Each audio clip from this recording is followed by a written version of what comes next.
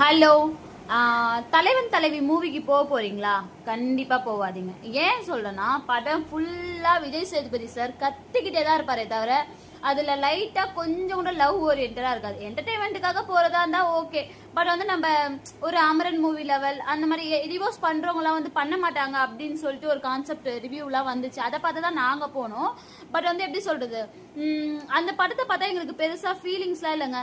சீரியஸா சொல்லணும்னா ஹஸ்பண்ட் ஒய்ஃப்லாம் இந்த மாதிரிலாம் சண்டையே போட்டுக்க மாட்டாங்க. அதுவும் இந்த மாதிரி கத்தி கத்தி லவ் யூன்னு சொல்லுவாரே தவிர அந்த லவ் யூன்ற ஒரு வேர்டை வந்து எப்படி சொல்றது கொஞ்சம் கூட எக்ஸ்பிரஸ் பண்ணிருக்க மாட்டாங்க. ரெண்டு பேருமே இவங்களும் பண்ணிருக்க மாட்டாங்க, அவங்களும் பண்ணிருக்க மாட்டாங்க. ஆனா கத்திக்கிட்டே இருப்பாங்க. கூட இருக்கவங்களும் அதே மாதிரிதான் சண்டை மூட்டி விட்டுட்டே இருப்பாங்க. ஆனா எதுக்காக மூட்டி விட்டுறாங்கன்னு தெரியல. இந்த பக்கம் சண்டை மூட்டி விடுவாங்க, அடுத்த நிமிஷமே நித்யா மேனன் வேணும்னு சொல்லுவாங்க. எல்லா லைஃப்லயும் பிரச்சனை நடந்திருக்கும்.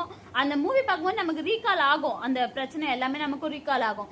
ஆனா வந்து அந்த ரீகால் ஆகும்போது நம்ம எப்படி சமாதானம் ஆயிருப்போன்றது எல்லாரும் பர்சனல் லைஃப்ல பார்த்தா தான் தெரியும். பட் வந்து அந்த படத்துல வந்து சமாதானம் ஆகிறதுக்கான ஒரு சின்ன லெவல் ஒரு லவ் கூட அது இருக்காது. ஸோ போறது வேஸ்ட்.